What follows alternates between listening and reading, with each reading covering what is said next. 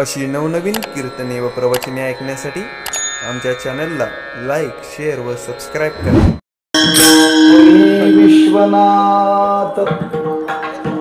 तुम्ही विश्वनाथ दीनरंक मी अनाथ, कृपा कराल ते थोडी पाया पडिलो बराडी. काय उने तुम्हा पाशी मी तो अल्पची संतोषी, कृपा कराल ते थोडी पाया पडिलो बराडी. तुका म्हणे देवा कानी वाहतुके पाठवा, कृपा कराल ते थोडी पाया पडिलो बराडी. पांडुरंगा करू प्रथम नमन, दुसरे चरण संतांच्या त्यांच्या कृपादाने कथेचा विस्तारू. बाबाजी सद्गुरु दास तुका. नमो ज्ञानेश्वरा, नमो ज्ञानेश्वरा निवृत्ती उदारा सोपान देवा. नम मुक्ताबाई त्रिभुवन पावनी आद्यत्रे जननी देवाची.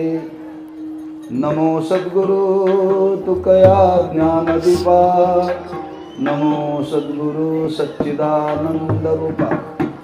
नमो सद्गुरु भक्त कल्याण मूर्ती, नमो सद्गुरु भास्करा पूर्ण कीर्ती. तुम्ही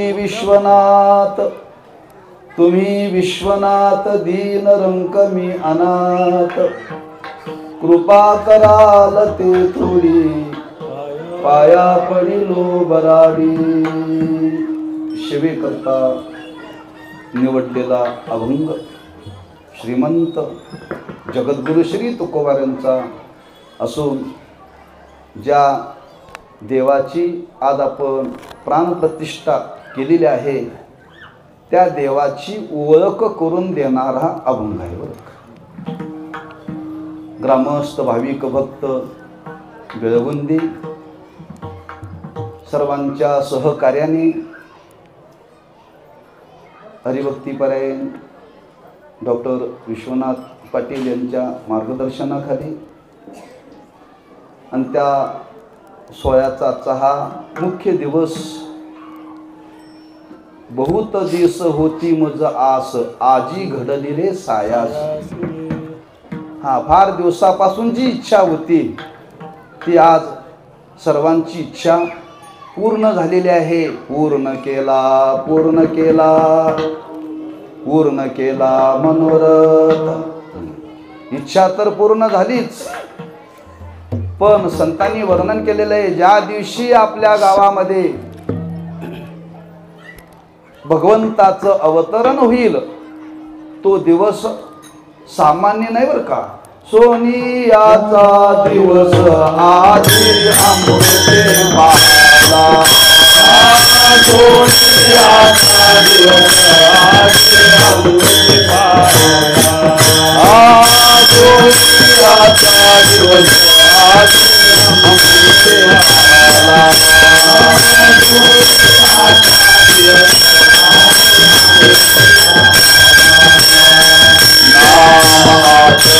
Namo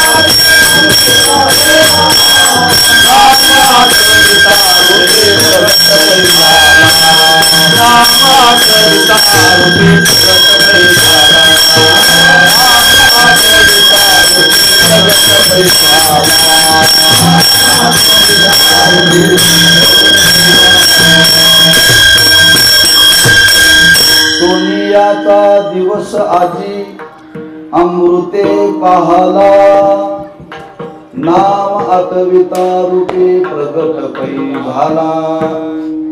ज्या दिवशी देवाचं प्रगटीकरण होईल तो दिवस सोनियाचा ना पवित्र दिवस. असे दिवस आयुष्यामध्ये पुन्हा पुन्हा येत नाहीत, क्वचित येतात. बरं तेव्हा आपलं ग्रामदैवत श्री रवळनाथ त्या मंदिराचा जीर्णोद्धार करून पुन्हा त्या भगवंताची पुनर्प्रतिष्ठापना विधिवत आज संपन्न झालेले आहे. मंदिराचं स्वरूप पाहिल्यानंतर त्या मंदिराच्या पूर्तीकरता गावांनी बरेच कष्ट घेतलेले दिसतात. आणि ते पाहिल्यानंतर वाटतंय पाहतच राहावं. बरं पाहतच राहावं. मग कधी कधी गावाला शोभा असते, पण गावाला शोभा कशामुळे येते हो?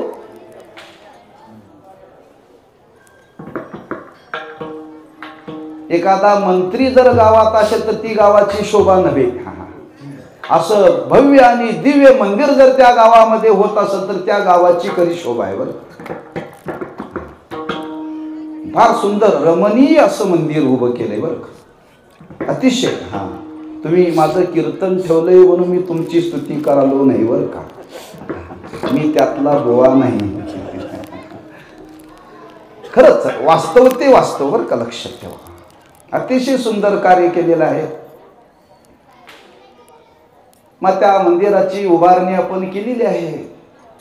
त्याचा सोहळा आज विधिवत पार पडलेला आहे. कोणी म्हणेल विधिवत सोहळा पार पडलेला असताना कीर्तन प्रवचन हरिपाठ याची गरज आहे का? आपल्याकडे निवडणूक झाल्यानंतर सत्ता स्थापनेचा कार्यक्रम असतो. सगळ्या मंत्र्यांना एकत्र बोलवलं जातं आणि शपथविधीचा कार्यक्रम असतो. बरं का शपथविधीचा कार्यक्रम असतो. आता त्या प्रत्येक मंत्र्यांनी शपथ घ्यायची आहे, मी अशा अशा पद्धतीनं वागेल. कोणाकरता? जनतेकरता. म्हणजे जनतेच्या समोर ती शपथ घ्यायची आहे, आम्हाला तुम्ही निवडून दिलेला आहे, आता आम्ही तुमच्याकरता या या पद्धतीने शपथ घेऊन आम्ही सांगतो आम्ही तुमचं कार्य करू. ही जर गोष्ट तुमच्या लक्षात आली असेल तर आज मंदिराची उभारणी केली. त्या मंदिराची उभारणी केल्यानंतर त्या देवाच्या पुढे शपथ घ्यायच्या, देवा तुम्ही आता आमच्या गावामध्ये स्थानापन्न झाला, आम्ही शपथ घेऊन सांगतो आम्ही तुमची सेवा करू. बरं मंत्र्याने जनाची सेवा करायची आणि जनाने देवाची सेवा करायची. बरं आणि ती कशी सेवा करायची त्याचं दिग्दर्शन या अभंगातून तुकोबारांनी केलेलं आहे. बरं दुसरं कारण ज्याची उभारणी केली, जे स्थानापन्न देव झाला, देवाचा एक स्वभाव आहे किंवा माणसाचा स्वभाव आहे.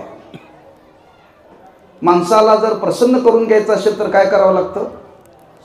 स्तुती करावी लागते. स्तुती केल्यानंतर तो काय देणार नाही, सर्व काही दिलं. बरं तसं देवाची स्तुती करणं म्हणजे कीर्तन. बरं का देवाची स्तुती करणं म्हणजे कीर्तन. त्या देवाला स्थानापन्न केलेलं आहे, आता त्या देवाची स्तुती करायची आहे. देव आहे कसा, जसा आहे तसं त्या देवाचं वर्णन केलं की देव लवकर प्रसन्न होतो. बरं का म्हणून आजचा हा सोहळा या ठिकाणी संपन्न होत आहे आणि योगायोगाने आपल्या वाट्याला तो सेवेचा योग आलेला आहे. वेळ कमी आहे बरं का. नियोजित आपली वेळ आहे 8 ते 10, 10:30 झाले 9:30. आम्ही आमच्या विश्वनाथ पाटील महाराजांचं प्रवचन कपात करायला लावलं बरं का.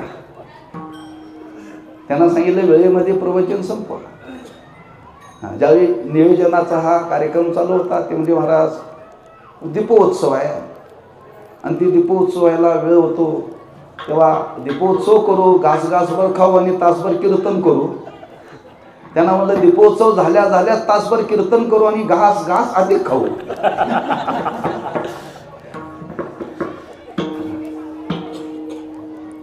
तेव्हा फार वेळ आपला घेणार नाही आहे. तेव्हाच्या प्रसंगाला धरून काही वर्णन करावं माझ्या मनीमानसी विचाराला की रवळनाथ म्हणजे भगवान शंकराचा अवतार. मी माझ्या मनाने केलेलं चिंतन आहे, मी कुठं शास्त्रात पाहिलं नाही, कोणाला विचारलं नाही, पण मी जाणलं मनाने. हा, कारण रवळनाथाचं हे नाथ त्याच्यामध्ये आहे. मग नाथ आहे म्हटल्यानंतर नाथाचं वर्णन करणारा मग म्हणजे की नाही विश्वनाथ, पंढरीनाथ, जगन्नाथ, दीनानाथ, गोपीनाथ, हे सगळी देवाचीच नाव आहे बरं. म्हणतो भगवान शंकर नाम ती देवता, त्या देवतेची आज आपण उपासना अनेक वर्षानुवर्षे या गावामध्ये आपण करत आहोत. ग्रामदैवत्याच्या बाबतीत वर्णन केलंय. कुलदेवता वेगळी, उपास्य देवता वेगळी आणि ग्रामदेवता वेगळी बरं का. जी गावाचं रक्षण करते त्याला ग्रामदेवता म्हणतात, जी कुळाचं रक्षण करते त्याला कुलदेवता म्हणतात, आणि ज्याच्या त्याच्या व्यक्तिगत जीवनाचं रक्षण करते त्याला उपास्य देवता म्हणतात बरं. या सर्व देवतेची गरज आहे. गावाचं रक्षण देवता करते, लक्षात ठेवा. मग जी देवता गावाचं रक्षण करते त्या देवतेविषयी आपल्या अंतःकरणामध्ये सद्भावना असावी, श्रद्धा असावी, त्याची सेवा करण्याची वृत्ती असावी. तेव्हा अशी ही ग्रामदेवता रवळनाथ भगवान शंकराचं एक रूप आहे. केदारनाथ ज्योतिर्लिंग शंकराचाच अवतार बरीच आहे. कारण त्या प्रसंगाने देव प्रकट झाले, त्या प्रसंगाला धरून देवाला ती नावं प्राप्त झाली. तेव्हा अशी ग्रामदेवता, त्या ग्रामदेवतेची आपल्या जीवनामध्ये आज उपासना घडली पाहिजे. आणि ती उपासना कशी करावी? देव आहे, देवाची उपासना करत असताना उपासकाच्या अंतःकरणामध्ये काय भाव असावा, त्यातला एक महत्वाचा विचार तुकोबारा सांगतात की देवतेची उपासना करत असताना उपासकाच्या अंतःकरणामध्ये नम्रता असावी बर का. नम्रता असावी, नम्र भावाने आपण देवाकडे गेलं पाहिजे. हा, नम्र झाला होता,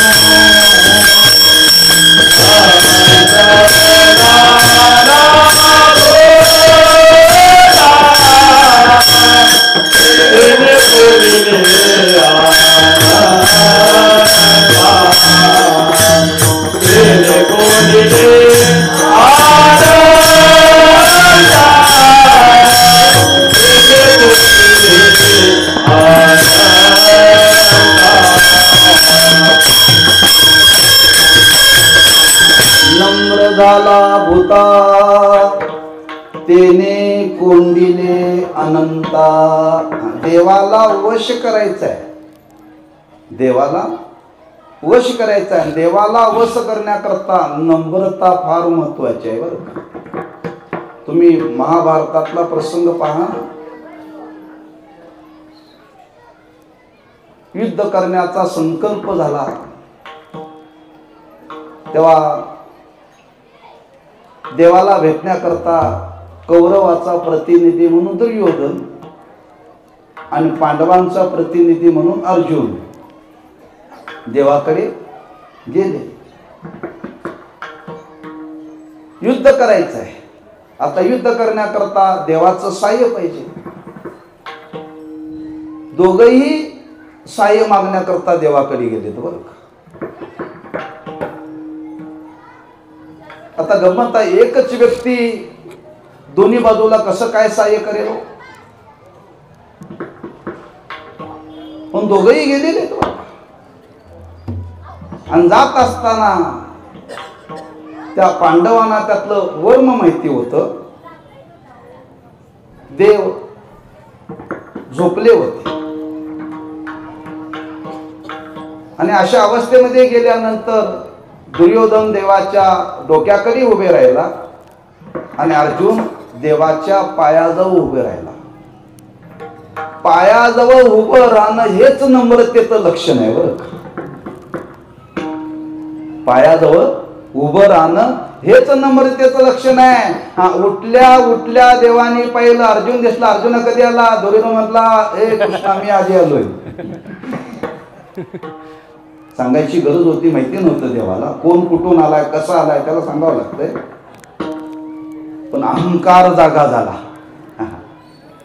आणि त्या अहंकाराचा परिणाम कौरवांना आयुष्यात यश मिळालं नाही. आणि पांडवांनी आपल्या जीवनामध्ये नम्रता धारण केली आरंभापासून, कधीही अपयश आलं नाही बरं का. तसं आपल्याही जीवनामध्ये यश यावं असं वाटत असेल तर देवाला वश केलं पाहिजे. यश यावं असं वाटत असेल तर देवाला वश केलं पाहिजे. आणि देवाला वश करण्याकरता नम्रता धारण केली पाहिजे. ती नम्रता कशी धारण करावी देवाच्या समोर, महाराज अभंगाच्या पहिल्या चरणामध्ये सांगतात.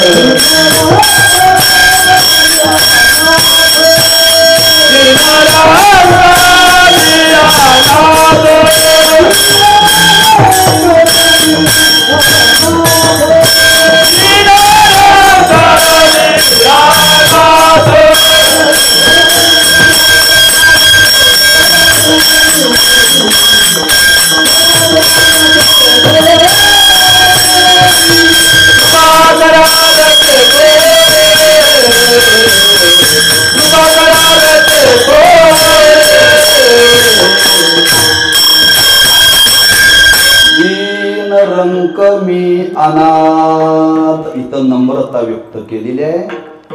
हा, ज्या भगवंताकडे जायचं आहे, त्या भगवंताला वश करायच्या, त्याची भक्ती करायची आहे, त्याची सेवा करायची आहे. आणि ती करण्याकरता त्या भगवंताकडे कसं जावं? दीन रंक. मी दीन आहे, मी रंक आहे, मी अनाथ आहे असं वरवर नाही बोलायचं, मनापासून म्हणायचं. आपला खरा भाव देवाच्या समोर प्रगट करावा, लक्षात ठेवा.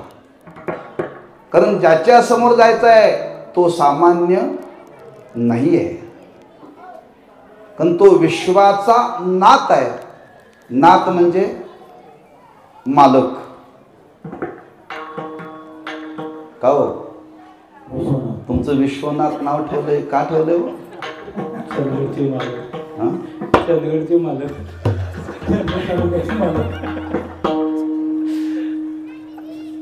का ठेवले सांगतो आता, एवढा मोठा कार्यक्रम पण कोणाच्या ताब्यात आहे? विश्वनाथांच्या ताब्यात. एवढे टाळकरी आले, एवढे महाराज लांबून आले, कोणाच्या ताब्यात? सगळं ज्याच्या ताब्यात त्याला विश्वनाथ म्हणतात, म्हणून नाव ठेवलं असेल, म्हणून त्यांच्याकडे होते मार्गदर्शन भागात नाही बरं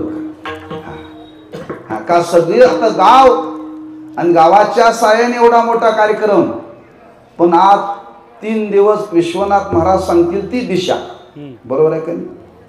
हे जर आपल्या रोजच्या व्यवहारातला अनुभवाचा आहे. विश्व ज्याच्या सत्तेनं चालतं, विश्व ज्याच्या सत्तेने चालतं म्हणजे काय चालतं? त्याच्या आज्ञेशिवाय एकही व्यवहार या विश्वातला होत नाही. वृक्षाचे पान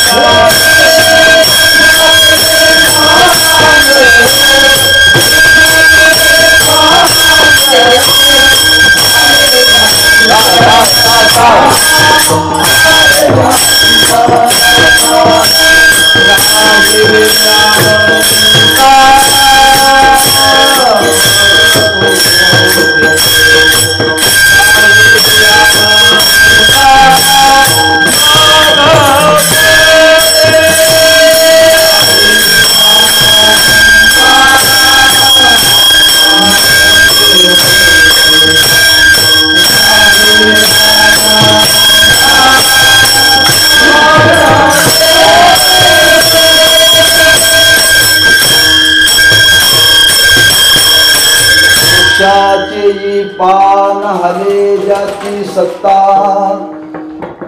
राहिली अहंता मग कोटे. अभंग पाहून घ्या.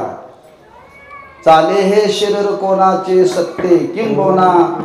वर्णन केले ज्ञानोबाऱ्यांनी की ही जगताचं वर्णन करताना या जगतामध्ये पंचमहाभूत आहे आणि ती पंचमहाभूत त्याच्या सत्तेशिवाय कार्य करीत नाहीत. कार्य करीत नाही का? अग्नी, पृथ्वी, वायू, जल आणि आकाश. देवाने सांगितले त्याची आज्ञा पाळतात म्हणून सगळं चाललंय बरं का. त्याच्या आज्ञेचं एकही हे पंचमहाभूत उल्लंघन करत नाही. त्या वायूला सांगितले तू गप्प राहायचं नाही, ओगे न राहावे.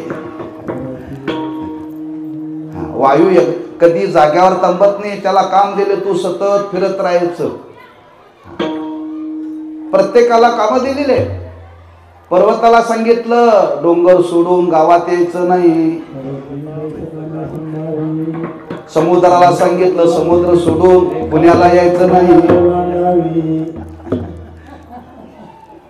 हे सगळे ज्याच्या आज्ञेनं वागतात, ज्याच्या आज्ञेत आहेत त्याला विश्वनाथ म्हणतात. त्याला विश्वनाथ म्हणतात. जया पासोनी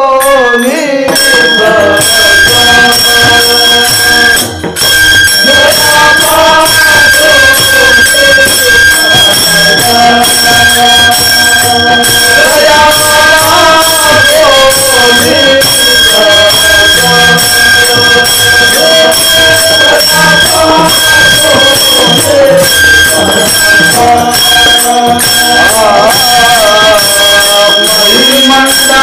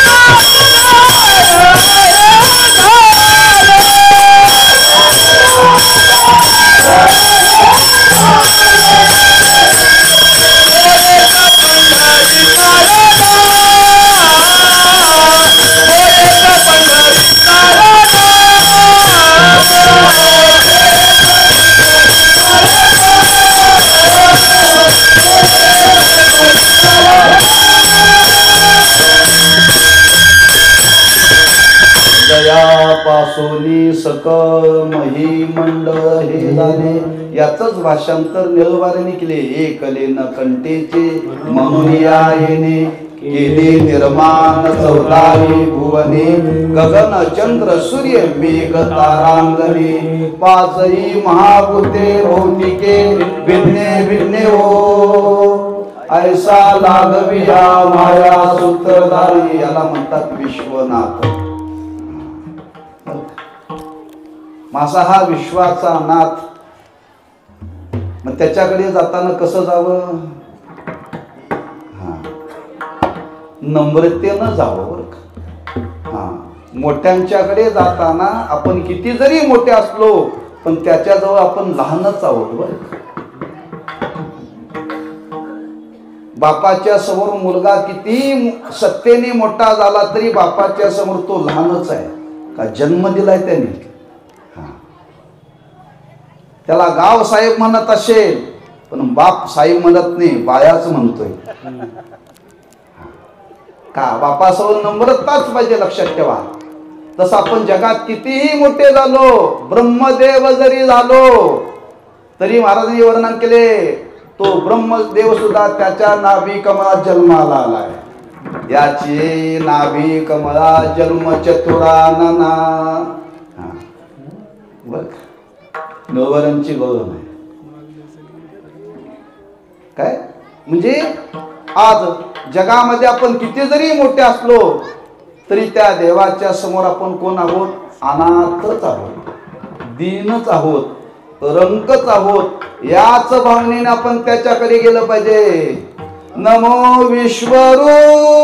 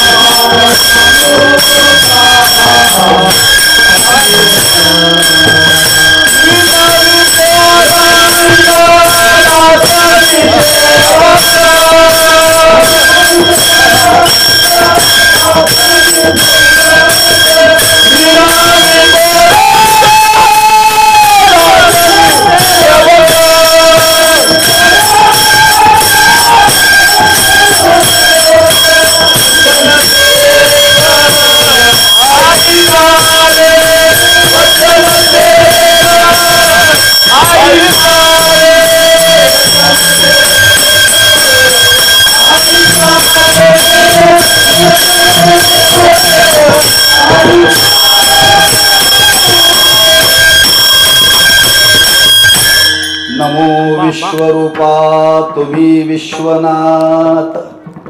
दीन रंक मी अनाथ विनवितो रंक दास मी सेवक. तिथं एका चरणात सांगितले, इथं 2 चरणात सांगितलंय. म्हणजे त्या देवाची उपासना, त्या देवाची भक्ती करायची आहे. भक्ती करण्याकरता आपण त्याच्याकडे जात असताना कसं गेलं पाहिजे? दीन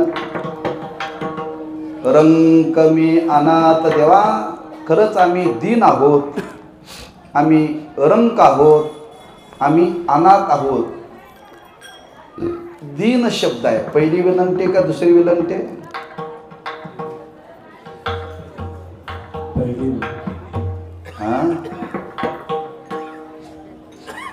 दीन ही पहिली विनंती का दुसरी विनंती?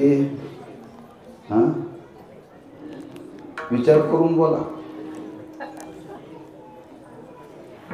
माहिती नसेल तर गप्प बसावं. दीन ही दुसरी विनंती, पहिली नाही. दिनांक म्हणजे पहिली विनंती आणि दीन म्हणजे दुसरी विनंती. बरं का? पहिली विनंती येत नाही, दीर्घ आहे त्याच्यामध्ये. दीन आहोत आम्ही. दीन म्हणजे रस्व. दीर्घ, दीर्घ म्हणजे दुसरी विनंती.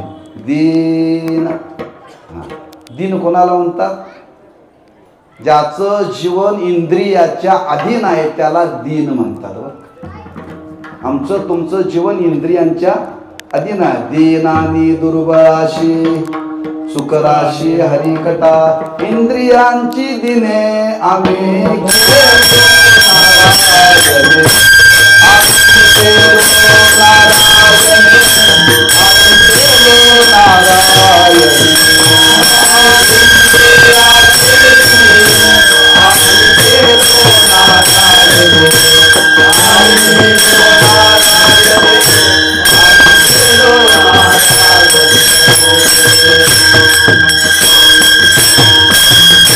इंद्रियांची दिने आम्ही केलो नारायणी.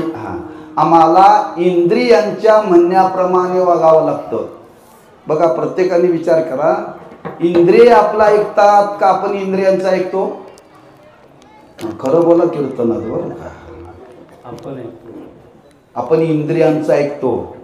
इंद्रिय म्हणतात काय नाही, चौकात वडापाव खायचा निघाला.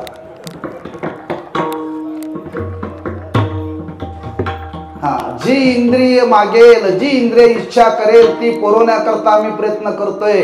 आपण जे सांगतो ती इंद्रिय खातात का? इंद्रिय जे मागतात ते आपण त्याला देतोय? इंद्रिय जे मागतात ते आपण त्याला देतो. जे इंद्रियाच्या अधीन गेले त्याला म्हणतात दीन. तेव्हा खरंच तू विश्वाचा नाथ आहेस आणि तुझ्या दृष्टीनं आम्ही इंद्रियांच्या अधीन आहोत, आम्ही परतंत्र आहोत. अशा भावनेनं देवाकडे जावं. दीन रंक. रंक राजा आणि रंक, राव आणि रंक. म्हणजे आपण सामान्य आहोत, राजा नाही आहे. राव आणि रंक शब्द वापरला जातो. तुकोबारांनी काय वर्णन केले? छत्रपतींना बोलताना तुकोबारे म्हणते आम्हाला राव आणि रंक सारखेच.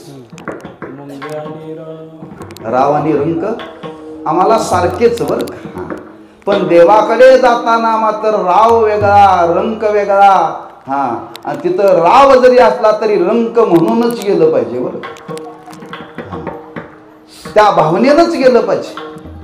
आणि त्या भावनेनं गेलो तर त्या देवाची भक्ती जीवनामध्ये घडते. त्याच्या पुढे वर्णन केलं अनाथ. अनाथ म्हणजे आम्हाला कोण मालक? आमचा मालक कोण? आपल्याला कोणी मागं पुढं कोणी आहे का? देवा खरंच तू नाथ आहेस आणि आम्ही अनाथ आहोत म्हणून 2 शब्द सापेक्ष आहेत. नाथ शब्दाच्या विरुद्ध अनाथ आहे. बरं का? जर अनाथ नसते तर नाथ शब्द आला नसता आणि नाथ शब्द असता तर अनाथ शब्द आला नसता. बरं का? देव हा नाथ आहे आणि सगळे जीव अनाथ आहे. महाराजांनी वर्णन केलं, अनाथा जीवांचा तुकाद कैवारी, अनाथ जीवांचा तुकाद कैवारी,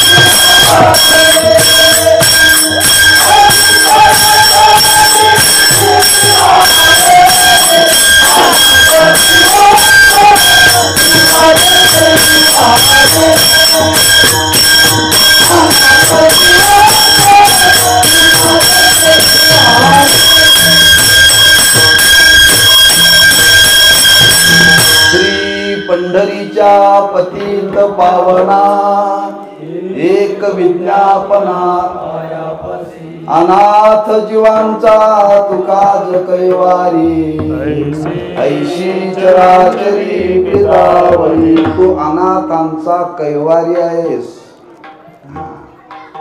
या भावनेनं आपण देवाकडे गेलं पाहिजे. म्हणून तुकोबांनी वर्णन केले, हे देवाने कोणाकरता निर्माण केलं? त्याच्या करता निर्माण केलं का आमच्या तुमच्या करता निर्माण केलं?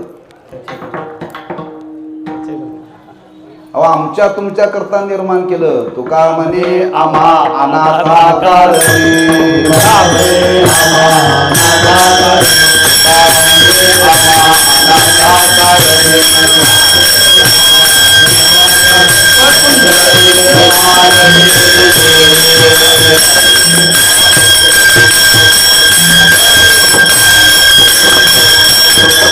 आता हे आपण मंदिर उभा केले, त्याच्या करता निर्माण केले का गावाकरता निर्माण केले?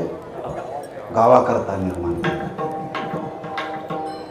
त्याच्याकरता नाहीच आहे, त्याच्याकरता ही विश्वच आहे. हो, त्यानेच विश्व निर्माण केले. काही लोक म्हणतात आम्ही देवाची व्यवस्था करतो. अरे आपली व्यवस्था त्यांनी केली, आपण त्याची व्यवस्था काय करणार? हा गावाच्या व्यवस्थेकरता हे मंदिर आहे, त्याच्या व्यवस्थेकरता नव्हे. लक्षात ठेवा, गावाने तिथं यावं, आणि त्याच्या चरणाजवळ यावं, आणि त्याच्या चरणाजवळ येऊन आपल्या अंतःकरणातला नम्र भाव व्यक्त करावा. तो नम्र भाव व्यक्त करण्याकरता काहीतरी तिथं शांतता पाहिजे का नाही? बसायला जागा पाहिजे का नाही? एक घटकाभर तरी आपल्या अंतःकरणातला भाव प्रगट करण्याकरता. मग आम्हा तुम्हाला त्याच्याजवळ जाऊन काहीतरी साधना करण्याकरता हे निर्माण त्यानेच आमच्या तुमच्याकडून करून घेतलंय बरं का. म्हणून इथं महाराज वर्णन करतात, तो विश्वाचा नाथ आहे. संपूर्ण या त्रिभुवनातला व्यवहार त्याच्या सत्तेशिवाय चालत नाही. असा सत्ताधीश जगामध्ये दोन मालक आहेत, एक सत्ताधीश मालक आणि एक नाममात्र मालक. नाममात्र मालक. आता आम्ही घर बांधली, घराचे मालक आपण खरे आहोत का? खरं सांगा बरं. घराचे मालक आपण खरे नाही. ओ कोणी म्हणजे माझं 7/12ला नाव आहे, 7/12ला तुझं नाव आहे, तर घर पाला कशाला भरतोस मग? म्हणजे सत्ता कोणाची आहे? ग्रामपंचायतीची आहे. फक्त आपण नाम मात्र मालक आहोत, खरे मालक नाही. आज देशाचा पंतप्रधान झाला, तो खराच मालक आहे का नाम मात्र मालक आहे? नाम मात्र मालक आहे. हा, फक्त सत्ताधीश मालक एकच, देव. सत्ताधीश मालक एकच, म्हणून तर त्याला विश्वनाथ म्हटले बरं का. हे नाव ठेवलेलं नाहीये, हा, त्याच्या कार्यावरून ते नाव प्राप्त झालेलं लक्षात ठेवा. म्हणून असा हा विश्वाचा नाथ असलेला परमात्मा तो सामान्य नाहीये. मग त्याच्याकडे जात असताना आपण नम्र भावनेनं केलं पाहिजे. नम्र भावनेनं जाऊन त्याची भक्ती केली पाहिजे. आणि भक्ती करत असताना त्या भक्तीतून काय देवाकडे नेमकं मागावं? तुकोबाराय म्हणतात, तो आज देव बैसले सिंहासनी, आल्या याचकाशी पुरे धनी. आज तो स्थानापन्न देव झालेला आहे. त्याच्याकडे या, त्याची भक्ती करा आणि त्याच्याकडे मागा. मागा म्हणजे काय मागा? एवढंच मागा की देवा आमच्यावरती तू कृपा कर. तू काय कर? कृपा कर. त्याने जर कृपा केली ना, आपल्या जीवनामध्ये काहीही कमी नाही. हा, कृपा कशावरती केली जाते? माणसाच्या मनावरती. माणसाच्या मनावरती. मनावरती कृपा जर झाली तर मन प्रसन्न राहतं. मन प्रसन्न राहतं. आमचं तुमचं मन प्रसन्न नाही. का प्रसन्न नाही? आपल्या मनावरती देवाची कृपा नाही. हा, इतरांची कृपा असून त्या कृपेला कृपा म्हणतच नाही बरं का, लक्षात ठेवा. हा, त्या इंद्रियावरती, मनावरती देवाची कृपा झाली पाहिजे. कृपेचं वर्णन केले ना. कृपा कधी करतो देव? तया सर्वात्मका ईश्वरा, स्वकर्म कुसुमांची विरा, पूजा केली होय अपारा, दोषा लागी म्हणून ती पूजे, गिरजलेनी आत्मराजे, वैराग्य सिद्धी देई जे पसाय तया. पसाय म्हणणं काय? प्रसाद म्हणणं काय? आणि कृपा म्हणणं काय?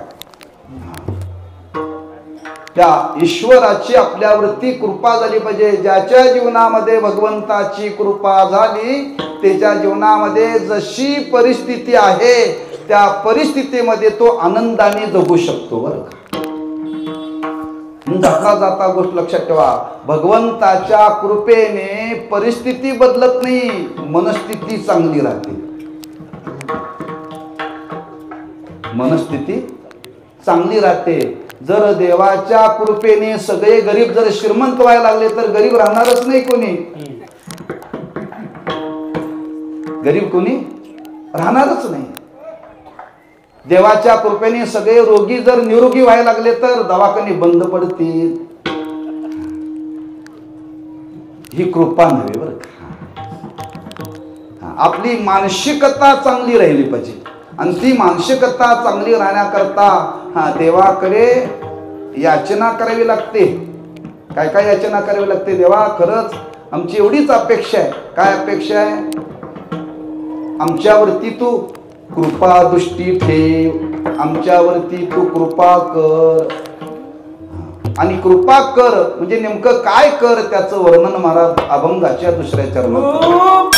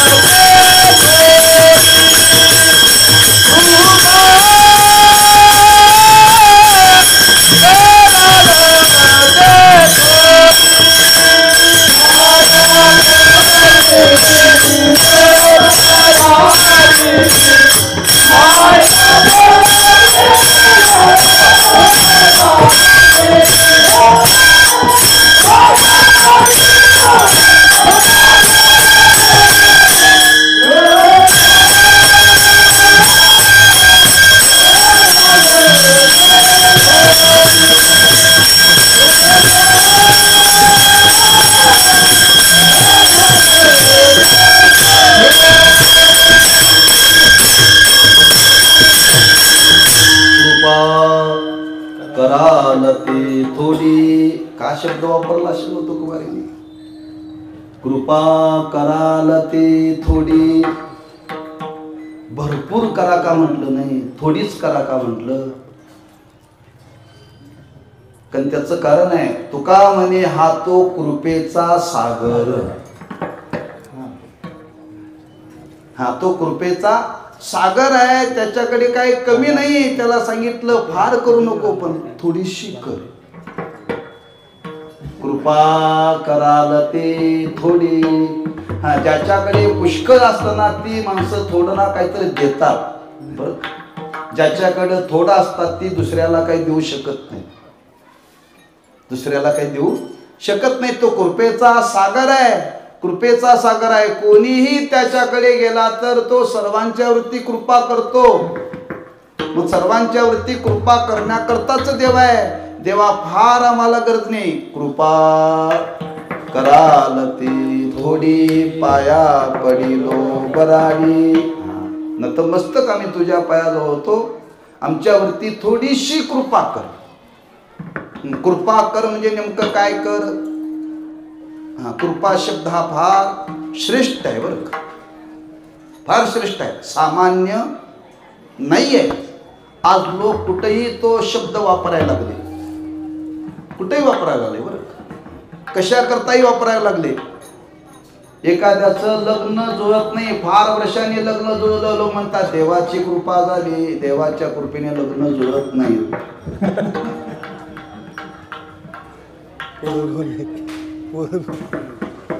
लग्न होण्याकरता कोणाची कृपा व्हावी लागते? जिच्या बरोबर लग्न केलं तिची कृपा व्हावी लागते.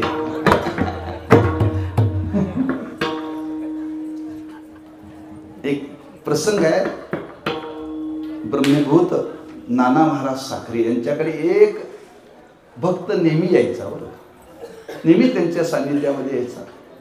त्यांच्या रोज ज्ञानेश्वरीच्या प्रवचनाला असायचा, त्यांच्या सेवेमध्ये तो रथ. आणि एक दिवशी तो महाराजांना भेटायला आला आणि एवढ्या आनंदाने सांगायला लागला, एवढ्या आनंद, महाराज महाराज महाराज म्हटले, खरंच तुमची माझ्यावरती कृपा झाली. म्हटले माझी कृपा तुझ्यावरती झाली? काय झालं म्हणले?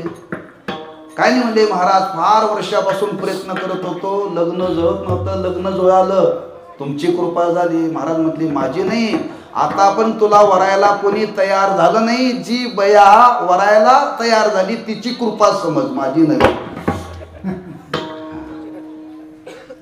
कशाला तरी कृपा म्हणत नाहीत. मुलगा झाला, माणसं म्हणतात देवाची कृपा झाली, नाही बरं का, हे कृपेचं स्वरूप नव्हे. हा, मग कृपा कशाला म्हणतात मी म्हणून थोडंसं बोलून गेलो. आपली इंद्रिय, आपलं मन ते नेहमी प्रसन्नतेला प्राप्त झालं पाहिजे. म्हणून तर तुकोबारांनी वर्णन केले, मन करारे प्रसन्न सर्व सिद्धीचे साधन, मोक्षात्वा बंधन सुख समाधान इच्छा. ते मनाची कृपा आणि त्या मनावरती देवाची कृपा झाली पाहिजे, लक्षात ठेवा. मग त्याच्या कृपेने काय प्राप्त होतं? त्याच्या कृपेने काही सामान्य वस्तू प्राप्त होत नाही. आज त्याच्या कृपेने जे प्राप्त होतं, त्याच्या कृपेने बऱ्याच गोष्टी आज प्राप्त होतात. आज आपल्या जीवनामध्ये परमार्थाची साधना पूर्णत्वाला जाण्याकरता सद्गुरू भेटले पाहिजे, संत भेटले पाहिजेत. मग ते कधी भेटतील? परी जग जे करुणा दे, परी जग दे करुणा दे,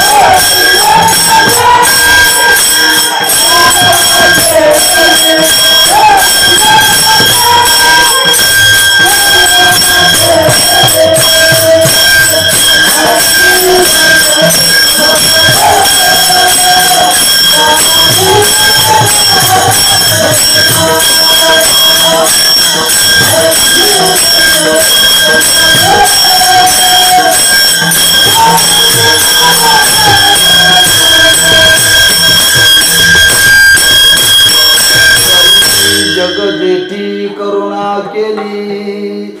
ईश्वर कृपेशिवाय सद्गुरू भेटत नाहीत. आणखी कृपेचं वर्णन केले. आपण रोज श्लोक म्हणतो.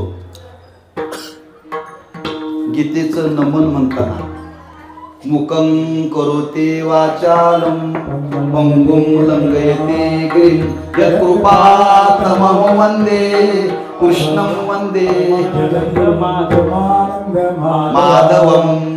यत्कृपातमहं वन्दे. यत्कृपा त्याची जर कृपा झाली तर मुका बोलतो, पांघरा चालतो. होता कृपा तुमची पशु बोले वेद. त्याला कृपा जे कृपा ही सामान्य नाहीये.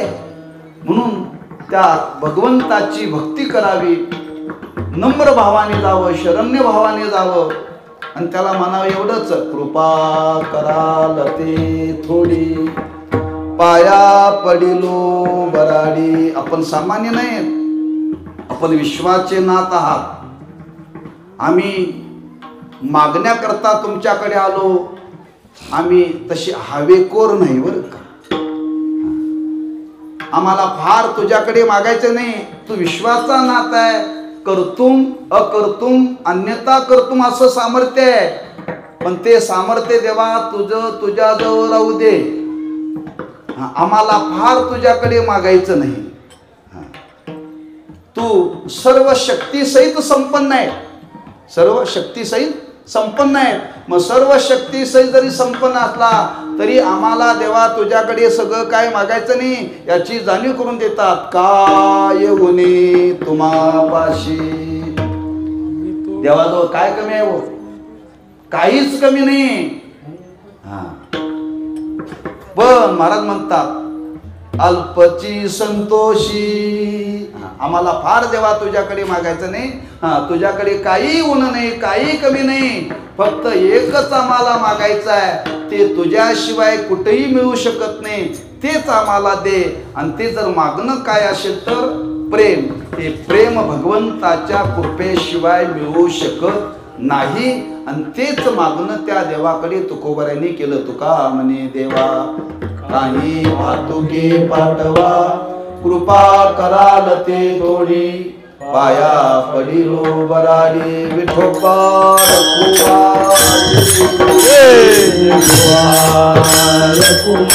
सर्वांनी काय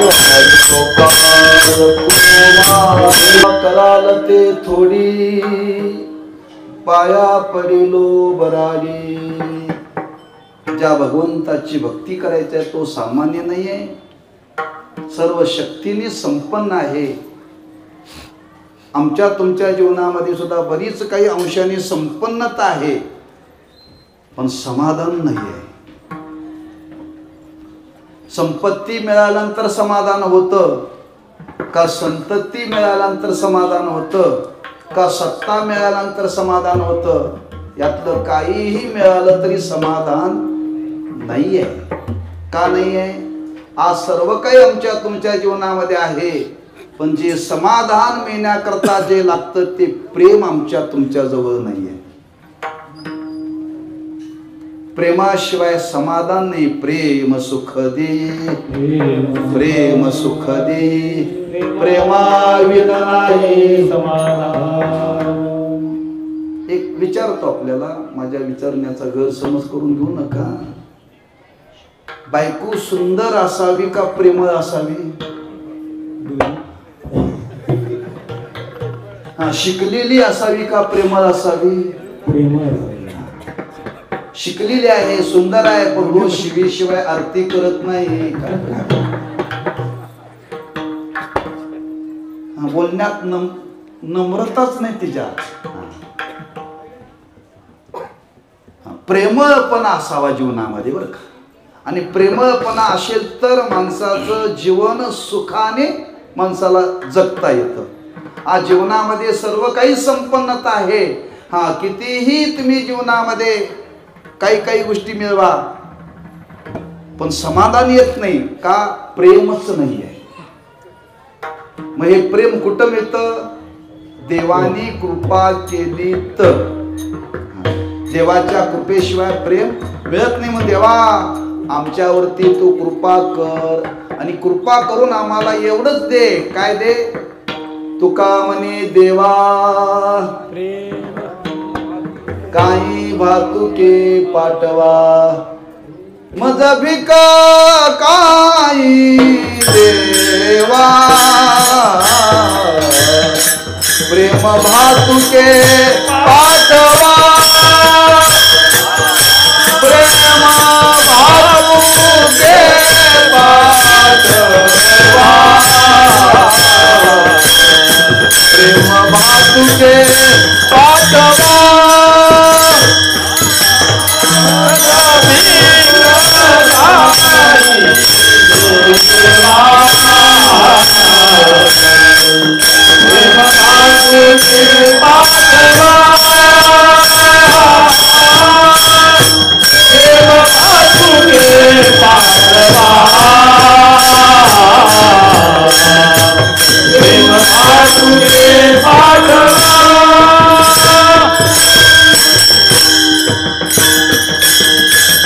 काही भातुके पाठवा.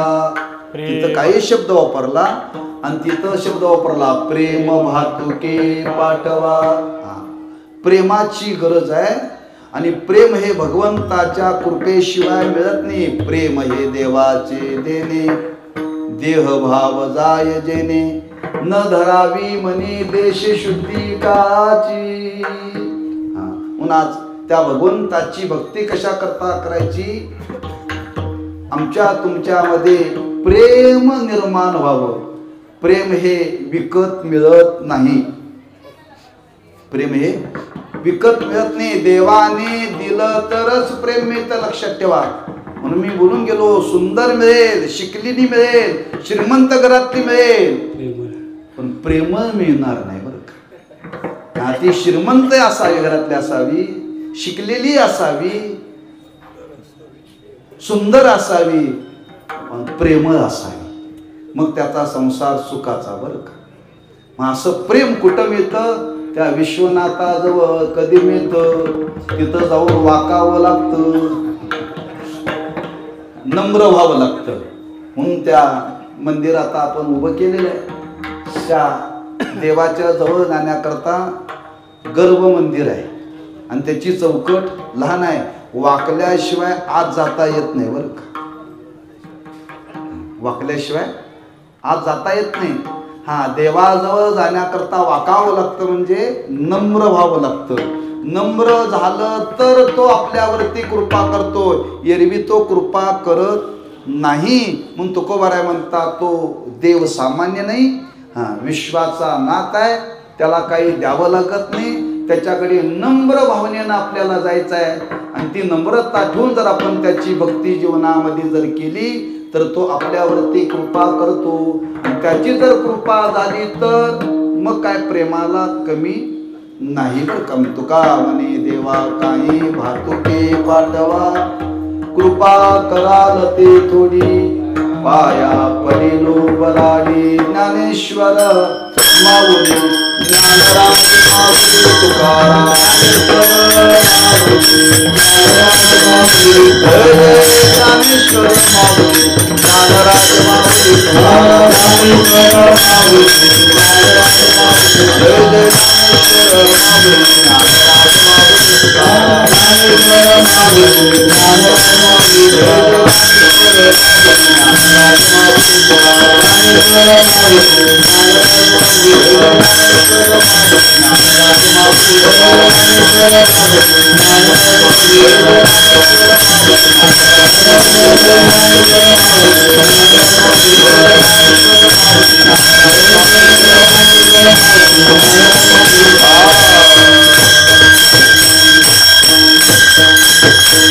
तुम्ही विश्वनाथ दीन रंक मी अनाथ, कृपा कराल ते थोडी, पाया पडिलो बराडी. काय होणे तुम्हापाशी मी तो अल्पची संतोषी. तुका म्हणे देवा काही भातुके पाठवा, कृपा कराल ते थोडी, पाया पडिलो बराडी. अभंग जगद्गुरु श्री तुकोबारांनी काही वारकरी काशीला गेले आणि काशीला गेल्यानंतर त्या वारकऱ्याकडे तुकोबारांनी एक पत्र दिलं विश्वनाथाला. हे पत्र विश्वनाथाला द्या. आणि त्या पत्रामध्ये तुकोबारांनी देहूतून विश्वनाथाकडे मागणं केलं, ह्या वारकऱ्याबरोबर काहीतरी प्रेमाचं भातुके पाठवा. तसं आपण घरात बसून भक्ती करू नका, त्या देवात या आणि तिथं येऊन आपली नम्रता व्यक्त करा, त्याची भक्ती करा. आणि ती भक्ती करत असताना ती नम्रता व्यक्त करण्याकरता काही ना काहीतरी देवाच्या जवळ ठेवावं. त्याच्याजवळ काय कमी नाही बरं का, पण आपल्या अंतःकरणातला भाव व्यक्त करण्याकरता त्या देवाच्या जवळ काही ना काहीतरी ठेवावं. रिक्त हाताने देवाच्या दर्शनाला जाऊ नये. रिकाम्या हाताने देवाच्या दर्शनाला जाऊन एखादं फुल तरी न्यावं, एखादं फळ न्यावं, एखादं पान न्यावं, मुठभर तांदूळ न्यावं, उदबत्ती, कापूर, नारळ, साखर नाही, काही ना काहीतरी एक आणा तरी ठेवावा. रिक्त हाताने देवाकडे कधी जाऊ नये का, तो विश्वाचा नाथ आहे. मोठ्यांच्याकडे जात असताना, मोठ्यांचं दर्शन घेत असताना काय ना काहीतरी तिथं ठेवावं. तेव्हा हे मंदिराची उभारणी केलेली आहे. त्या देवाकरता काय ठेवायचं नाही बरं का, आपल्याकरता ठेवायचं आहे. म्हणून काही ना काहीतरी त्या देवाच्या जवळ ठेवत जा आणि नम्र भावनेनं आपला भाव देवाच्या समोर प्रकट करा. पण जाता जाता सर्वांना एक विनंती आहे, रोज देवाच्या दर्शनाला येत जा, स्वतः येत जा, मुलांना आणत जा. काही ना काहीतरी देवाच्या जवळ ठेवण्याचा प्रयत्न करा. समजा तुम्हाला देवाच्या जवळ काय ठेवताल तर ठेवू नका, पण जाता जाता देवाच्या जवळच तरी घराकडे घेऊन जाऊ नका. एवढं तरी करा, एवढं तरी करा. नाही ठेवताल तर राहू दे, पण तिथलं काय उचलून नेऊ नका बरं का. ठेवलं पाहिजे, पण न ठेवता तिथलं उचलणं म्हणजे फार मोठा दोष आहे, लक्षात ठेवा. म्हणून अशी नम्र भावनेनं त्या भगवंताची भक्ती प्रत्येकाच्या जीवनामध्ये घडावी आणि ती भक्तीतून सर्वांच्या जीवनामध्ये अशी कृपा व्हावी, अशी कृपा व्हावी की सर्वांच्या जीवनामध्ये प्रेम नांदावं. जर आज समाजामध्ये जर प्रेम नांदेल तर समाजातले हेवे दावे निघून जातील बरं का. सर्व क्षेत्रातले, आज सर्व क्षेत्रामध्ये हेवे दावे निर्माण होण्याचं कारण काय, प्रेम नाहीये. जर प्रेम जर येईल तर हेवे दावे राहणारच नाही, लक्षात ठेवा. आणि त्या प्रेमाचा परिणाम सगळे एका क्षेत्राखाली नांदतील इतकं त्या प्रेमामध्ये सामर्थ्य आहे. म्हणून त्या प्रेमाची आज समाजाला गरज आहे. म्हणून तो समर्थ आहे, जगाचा नाथ आहे, तो देण्याकरता कमी नाही. म्हणून त्या भगवंताकडे प्रत्येकाने हेच मागावं, दुसरं काहीही मागू नये. हाच भाव मनी मानशी घेऊन आपणही रोज त्या देवाची अशी भक्ती करावी आणि दुसरं त्याच्याकडे काही मागण्याकरता प्रवृत्त होऊ नये. का सगळं प्रारब्धाने मिळणार आहे, फक्त त्याच्या कृपेने प्रेम मिळणार आहे. आणि शेवटी त्या देवाकडे मागायचं असेल तर एक मागा, आता माझ्या भावा अंतराय नको देवा, आले भागाते करीतो तुझे नाम उच्चारितो, दृढ माझे मन पायी राखावे बांधून, तुका मने वाटे नका फुटू देऊ बाटे, आले भागाते करीतो तुझे नाम उच्चारितो. अशी रोज देवाकडे प्रार्थना करत जा. नक्की आपल्या जीवनामध्ये ती अवस्था प्राप्त होईल. एवढीच सद्भावना व्यक्त करून सेवेला पूर्णविराम देतो. तुम्ही विश्वनाथ दीन रंकमी अनाथ, कृपा कराल ते थोडी पाया पडिलो बराडी, काय येऊने तुम्हापाशी मी तो अल्पची संतोषी, तुका म्हणे देवा काही भातुके पाठवा, कृपा कराल ते थोडी पाया पडिलो बराडी, पायाच्या प्रसादे काही बोलिलो विनोदे, मज क्षमा करणे संते नवे अंगभूत युक्ती, नोहे हा उपदेश तुमचे बडबडिलो शेष, तुमच्या कृपेचे पोषणे जन्मोजन्मी, तुका म्हणे तुकाराम तुकाराम तुकाराम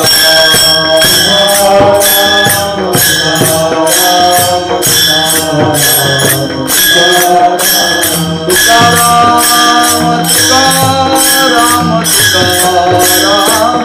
तुकाराम